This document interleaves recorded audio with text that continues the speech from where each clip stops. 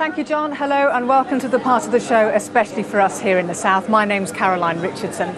Today we're in Reading at the Rivermead Leisure Centre, and today it looks just like a leisure centre. But on Friday, this is where the last Labour-controlled council in the whole of the South East was laid to rest. The Conservatives now have considerable influence on the council, more so than in 22 years, and that's crowned some remarkable election results for them here in the South. They also have control of Southampton and Basingstoke-and-Deane. Today we're going to be asking what those results mean, but first, what do the people of Reading think to their change of council, and how was that brought about?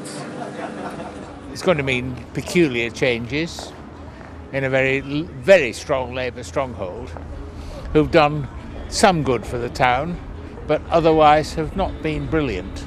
So now Tories in, well, surprises me, because I thought they were doing a good job round here. Alternate weeks for recycling and normal rubbish, and it just builds up like maggots and rats and stuff that are around the area. It's not good, so that's why I didn't vote for them anyway. From the time I could vote, I voted Labour. But now, this guy that's in now, he just doesn't instill confidence in me. And I'm running 3 different jobs just trying to keep afloat. The price of fuel's gone up, the price of food has gone up, the cost of living's gone up. They've got no control on immigration and such. It's just everything really. I just wanted a change, I think. Reading needs a change. Well, probably for all sorts of reasons. It's just general disillusionment within Reading as to just how badly Labour have been representing us as a community. I don't see the council have done a lot for Reading either, actually. I've not seen any improvement. I mean, the traffic's horrendous when you come through from Caversham to work anyway, and that's been going on for many years, so there's no real change at all. There's no real change at all. Well, quite a range of views there, but we'd like to think what you thought of the election results. Were people voting on local issues, or were they sending a message to the parties nationally? You can text us, and the number is on the screen now. Well, today I'm joined by 3 guests. I'm joined by Councillor Tony Page, who's a Labour councillor here in Reading. I'm joined by Councillor Gareth Epps, who's a Liberal Democrat, and Councillor Mark Ralph for the Conservatives. Tony, I'm going to come to you first. It's inevitable.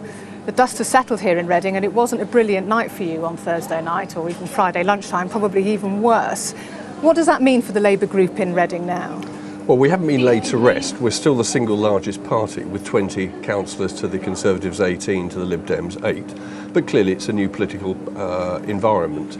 But I would point out that the Conservatives were confidently predicting that they were going to take control of the council, and certainly those were the thrust of David Cameron's remarks, and I think they confidently expected to be the single largest party. So it wasn't a brilliant result for them, and in terms of votes, they got 40% across the town, we got about 33%. Hardly meltdown for us.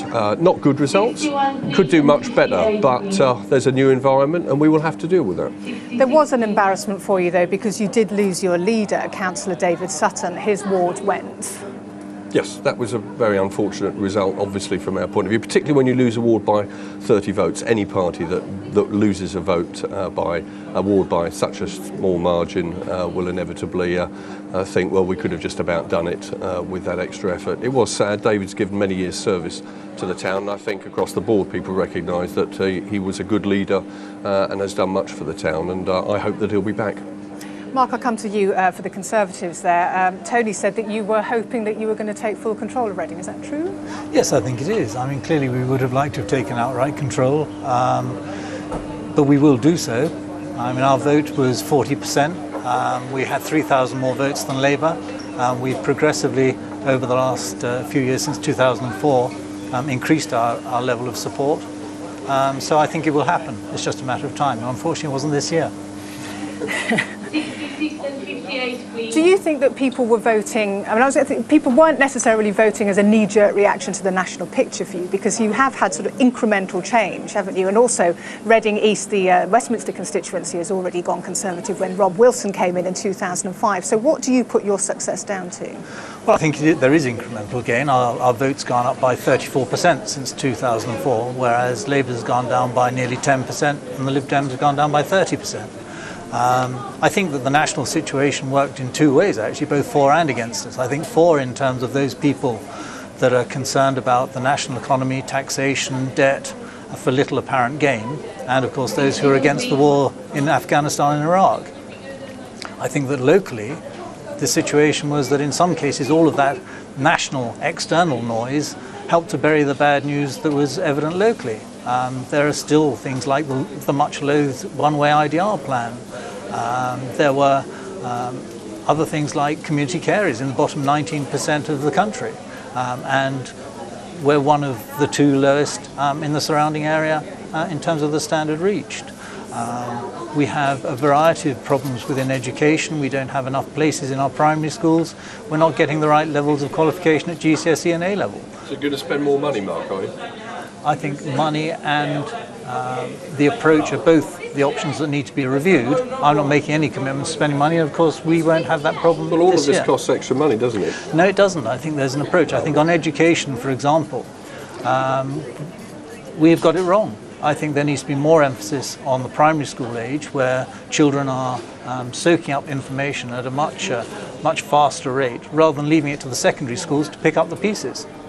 Can I bring Gareth in now? Because you, Lib Democrats, you took 1 extra seat. Were you disappointed that you didn't have more success on Thursday? Clearly, you can always expect to do better, but I was delighted with our results. It's the 3rd year in a row that we've grown in terms of seats, and I know what Mark was saying in terms of the shares of votes, but that's more effective, of course, under a proportional system. We fight under first past the post. We need to win more wards, and the clear result was that it was a step backwards for the Conservatives in Reading on Thursday. They didn't win a number of seats which they won last year, particularly in the more urban wards. In Tony's ward, in my ward, the Conservatives didn't really make any sort of progress. And I think we're starting to see almost 2 different sorts of patterns in Reading. In the suburbs where perhaps people did like the cut of David Cameron's jib partly, but were certainly fed up with Gordon Brown and some of the issues locally, such as congestion. And then in the urban wards, it seemed to be the Liberal Democrats who were the people that were being turned to, who were bringing forward the solutions and the alternatives on the ground. You all seem quite territorial still. The point here is there's no overall control in Reading anymore. You are still the largest party, but you don't have overall control. So will it be run as a minority administration, or will the Lib Dems and the Conservatives have to bury their differences, join together and run it as an alliance? What's going to happen which is going to directly influence the people of Reading now? Well, it's early days for us. We don't meet until Tuesday evening to elect a new leader and deputy leader. And obviously there will then be discussions with the other parties. And I hope that the new arrangements will reflect the need to continue to take forward the town in a way that we have over the last 20 years. It's a prosperous town, it's got a great future, and what we mustn't lose is the momentum that has been built up. And also, but there is going to be influence from these 2 guys now, isn't there? Well, obviously that goes without saying.